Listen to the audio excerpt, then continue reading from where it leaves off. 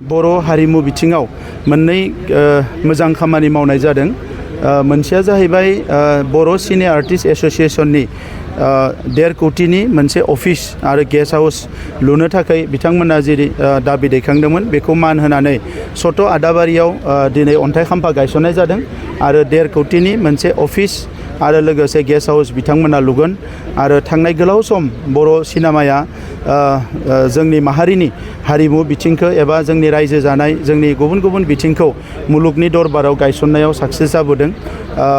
दिनैनि समाव जोंनि गोदान गोदान आर्टिस्टफ्रा गोदान गोदान प्रडिउसारफ्रा गोदान गोदान टेलेन्ट गोनां जोंनि